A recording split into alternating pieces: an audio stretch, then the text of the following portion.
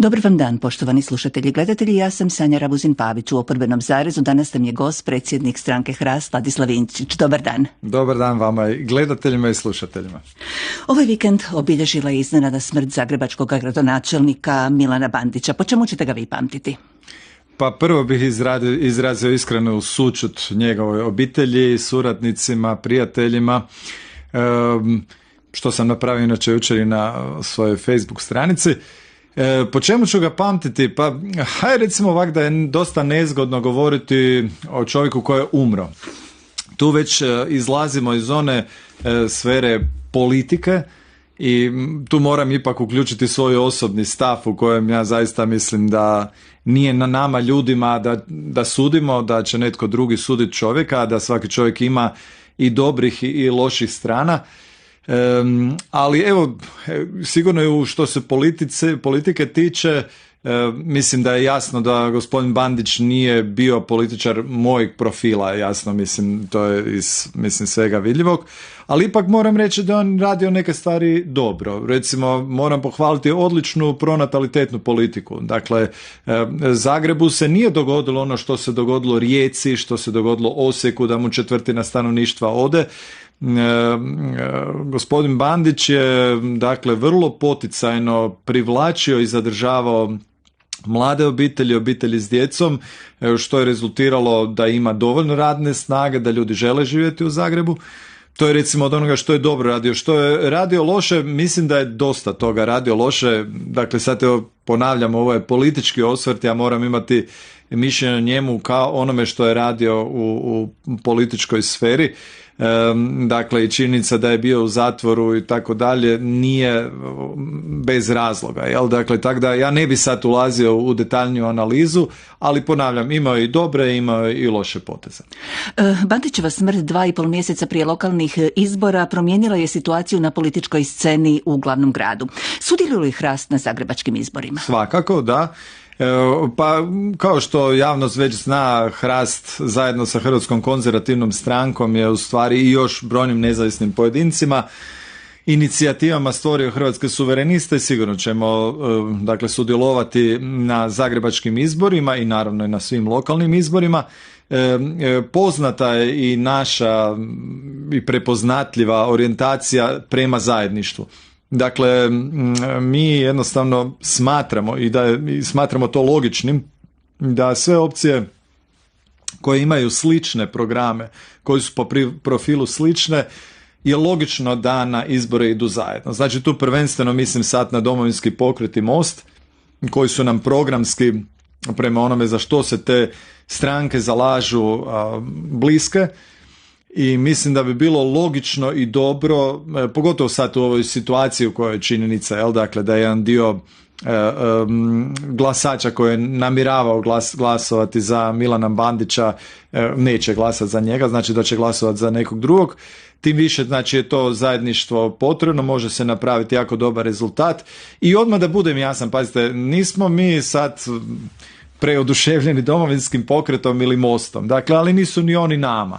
I nije poanta u tome da mi se u svemu slažemo, no u svakom slučaju na našem dijelu političkog spektra potrebna nam je suradnja, a ne sukobi. Drugim riječima, znači li to da ste vi spremni poduprijeti Mostovog kandidata Zvonimira Troskota, jer on je već krenuo u kampanju?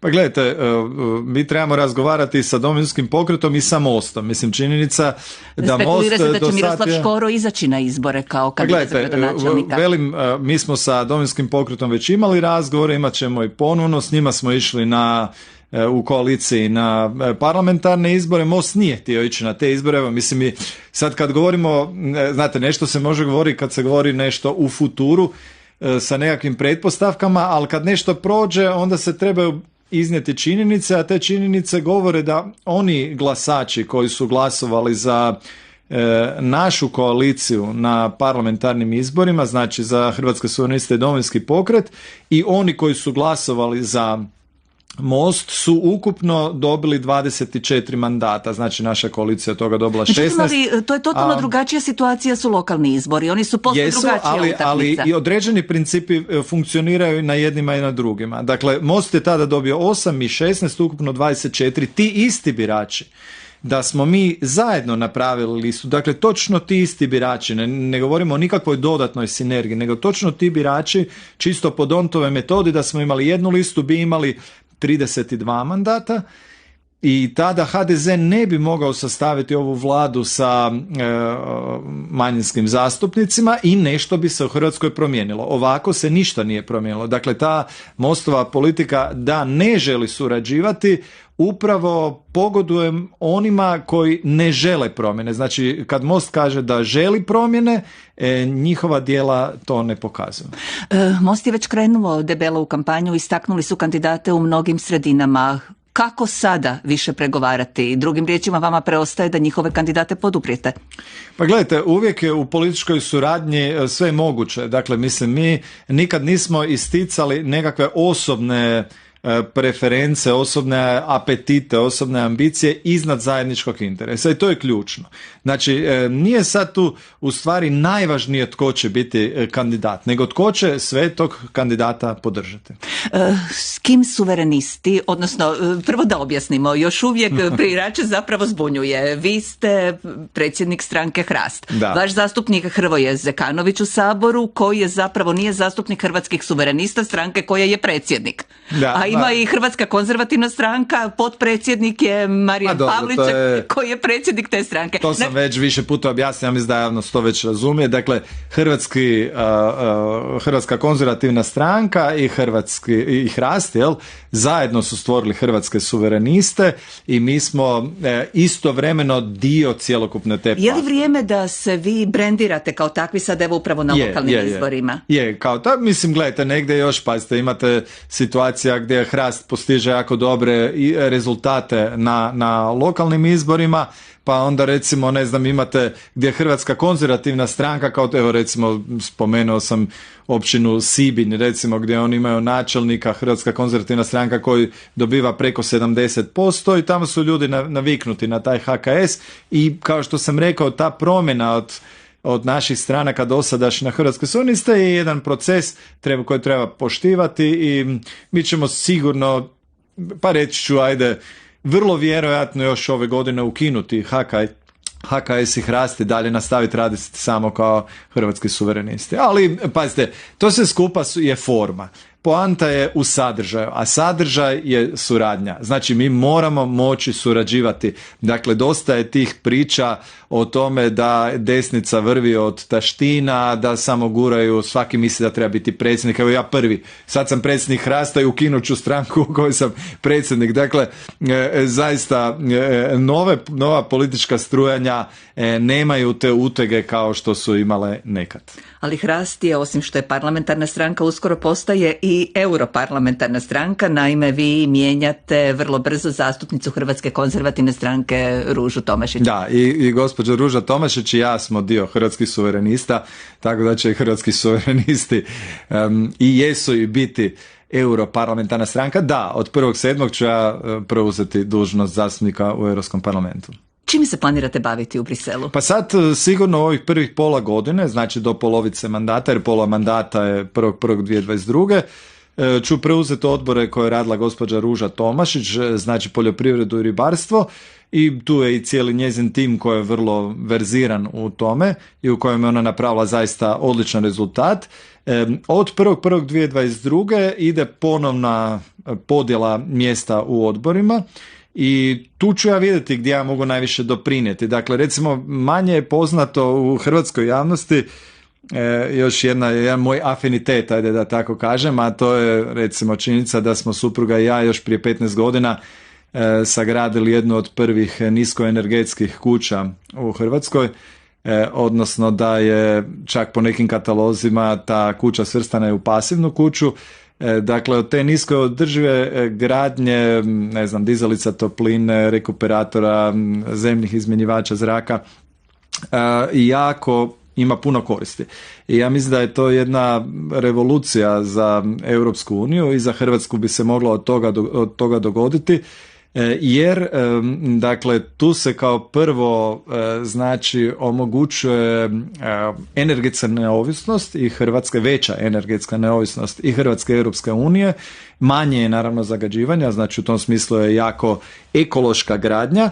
A ono što je ljudima ipak najvažnije, to je jedan standard. Dakle, to je standard jednog ugodnog, toplog obiteljskog doma koji bismo jednostavno svima htjeli priuštiti. Dakle, moje zalaganje za obitelj, po kojem sam ja možda šire poznat, se svodi na sve ono što je dobro za život obitelji. Tako da i ta ekologija u krajnjoj liniji, dakle i opće zelene politike, ajde da sad to povežem i sa ovim kršćanskim, po čemu sam ja možda poznat, dakle kršćanska ideja, svako ko je malo bolje upućen, je izrazito ekološka ideja, jel? Tako da i po onome, po činjenici da ekologija u principu ovisi prvenstveno o svijesti svakog pojedinca i o osobnoj intrinzičnoj potrebi za poduzetništvom. U tom smislu su zelene politike puno više konzervativne nego lijevo. Jer, kažemo, lijeve politike uvijek puno više ali u pravilu su zastupnici zelenih više skloni lijevoj političkoj opciji.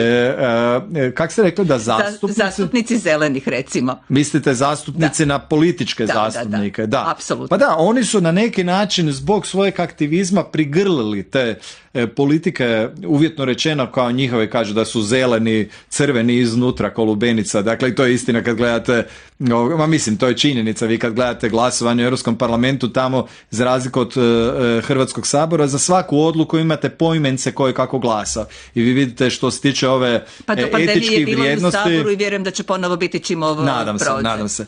I još jedna stvar, da se u Europskom parlamentu puno više glasa osobno, a ne toliko kao kod nas po nekakvoj stranačkoj podobnosti. No samo da se vratim na temu, znači lijeve politike puno više nade polažu u državu, a država je vrlo često administrativno preopterećena, centralizirana, spora i tako dalje, dok su recimo konzervativci skloni tom osobnom poduzetništvu i u tom smislu velim i te zelene politike su sigurno vrlo u skladu i sa konzervativnom i kršćanskom idejom i sigurno da će tu biti puno posla, a bit će puno posla i na ovim, temama koje se tiču društvenog značaja u kojima sam ja već s kojima sam se do sad već dosta bavio.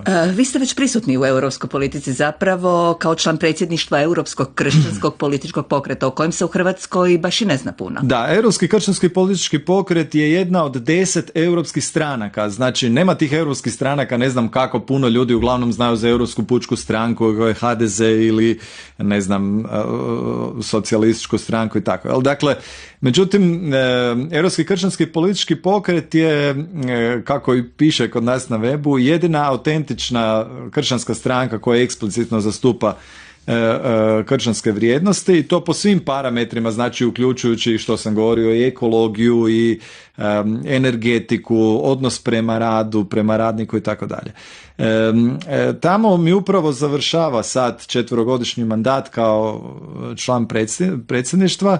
I evo, mogu sad reći, to je zapravo, mislim da je HRT sad prvi kojem, dakle, priopćujem tu vijest da su me kandidirali za predsjednika ICPM-a. Izbori će biti u ICPM-u u 6. mjesecu ove godine. Tako da to će biti onda još puno veći posao, jer dakle voditi jednu europsku stranku je veliki posao. U svakom slučaju i o tome ćemo razgovarati, jer vi ćete i dalje tako dugo dok postoji Hrast dolaziti u emisiju Oporbeni zarez pa iz Brisela. Hrvatski suverenisti upravo na ovom kršćanskom svjetonazoru krenuli su prikupljati potpise u Saboru o zakonu o zaštiti života. Međutim, taj zakon jest u proceduri, treba 30 potpisa da bi bio na raspravi. Da. Niste uspjeli u tome. Da, nismo. Skupili smo 10 potpisa. Mislim odmah da kažem da se radi o jednoj našoj trajnoj politici. Dakle, taj zakon smo izgradili prije 2 godine kad je isticao rok koji je Ustavni sud dao Saboru da izradi novi zakon o zaštiti života.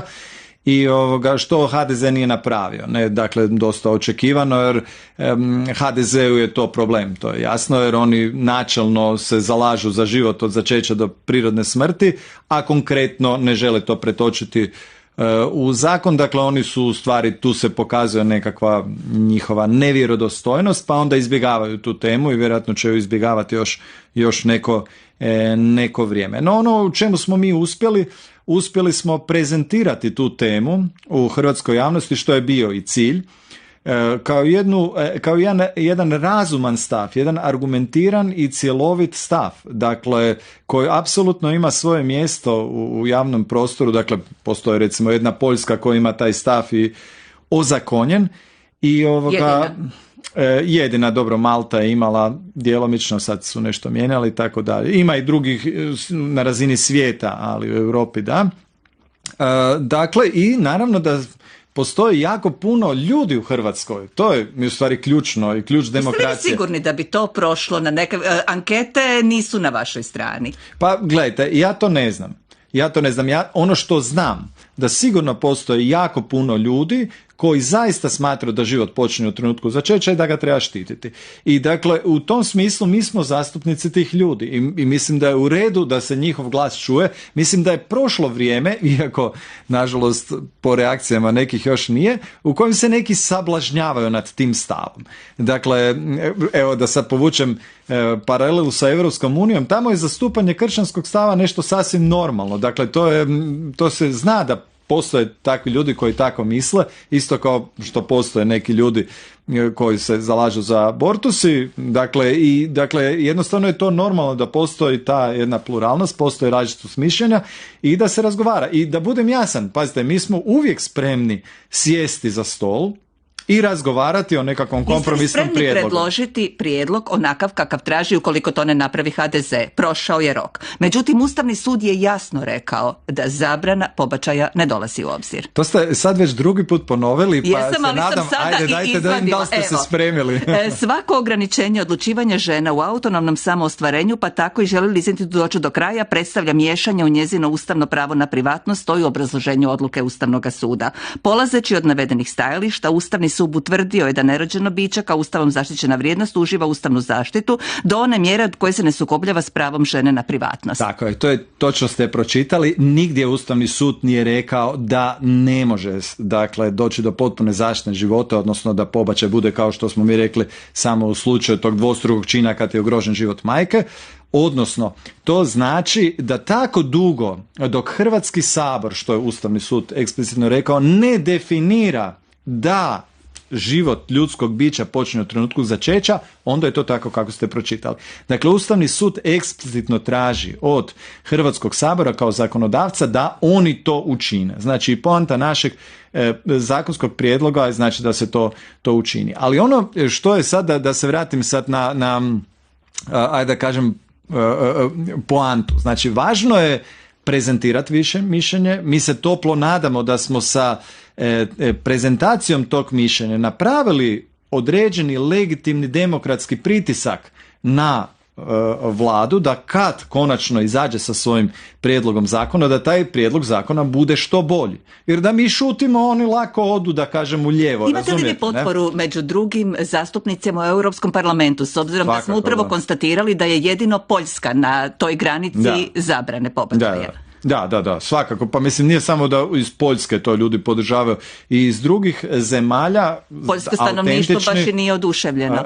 To kad gledate intervjue sa nekakvim radikalnim aktivistima koji dakle, oni primjenjuju nasilje. Dakle, takvi se u našim medijima prezentiraju kao mainstream predstavnici poljskih građanskih udruga, a to su, dakle, doslovno, dakle, ljudi koji primjenjuju nasilje. Dakle, srećom, u Hrvatskoj rasprave nisu na toj razini. Hvala Bogu. No, dakle, puno ljudi u Europskom parlamentu iz različitih zemalja brani taj stav. Dakle, to je sasvim uobičajeno i legalno. Jel? No, ono što je zanimljivo je gledati reakcije naših saborskih zastupnika. Dakle, od HDZ-a više manje bilo očekivano. Dakle, ja sam se nadao ipak kod nekih članova HDZ-a koji su naročito eksplicitni u zaštiti života, da će oni to htjeti podržati, uključujući Marijanu Petir koja se sad očito šutke jednostavno svrstala u tu HDZ-ovu većinu koja jednostavno ne želi to, dakle koja, moram reći, na neki način licemjerno to vodi, ali još je zanimljivije bilo... Ali s druge strane, vas optužuju da ne možete vi biti jedini tumač kršćanskih vrijednosti, odriču vam to pravo. Svakako da ja nisam, ne da nisam jedini tumač kršćanskih vrijednosti, nego uopće nisam tumač kršćanskih vrijednosti. Tumač kršćanskih vrijednosti je crkva.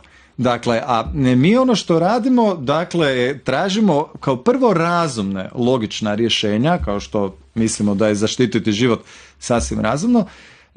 No, da se vratim na neke zastupnike, u stvari najzanimljivije su bile rasprave sa nekim zastupnicima Mosta. Tako je recimo Marin Miletić, kojega je to očito dosta živciralo jer su ga puno ljudi ispitivali, pa zašto nisi potpisao? Njegovi, ajde kažem, razlozi bi se mogli svesti na nekoliko njih. Prvo, da je to osuđeno na propast, znači da to neće uspjeti, znači to mu je jedan razlog. Pri čemu, dakle, svi ti razlozi koje on navodi su, moram priznati, pomalo i smiješni. Dobro, sada da pustimo i druge zastupnike, da vidimo na koji način mislim. Samo da to kažem. Dakle, nijedan prijedlog Mosta zakonski u ovom sazivu Sabora nije prošao. Jel to znači onda da Marin Miletić misli da su svi... Ali oni su barem dobili potpise da dođu na dnevni red, tih 30 potpisa. Neki jesu, neki nisu. Imamo još nekoliko važnih tema. No, u svakom slučaju da završim tu temu. Radi se o našem temeljnom stavu koje ćemo mi uvijek promovirati. Uvijek smo spremni dakle sjesti za stol, tražiti kompromisno što bolje rješenje.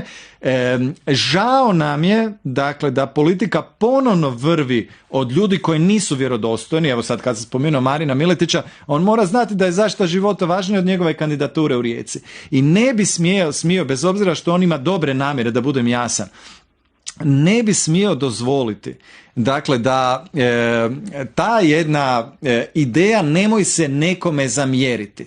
To je kriva ideja. Dakle, tako politika ne može u konačnici donositi doprinos. To je rezultat negativne kampanje u politici. Ali to je sada, evo mi se sada vraćamo na ovo, vi ste sada iskoristili vrijeme prozivajući druge zastupnike, istodobno pozivate na zajedništvo na lokalnim izborima. Svakako, pa Marin Miletić je meni neusporedivo bliži i prihvatljiviji od Obersnela. Ali samo da kažem to, dakle mi se moramo u politici izdvojiti iz negativne kampanje. Znači ne može nama biti da se ne zamjerimo ovima, da se ne zamjerimo ovima, pazi, i onda ćemo bacati samo neke floskule, mi smo za reforme, ovo ono. Mi trebamo jasno i otvoreno biračima reći zašto smo mi afirmativno, konkretno. Jedna od tema na kojima europska politika pala zapravo je i cijepljenje. Koje je vaše mišljenje o tome? Pa mislim, tijekom korona krize je bilo jasno da su se granice između europskih država zatvorile.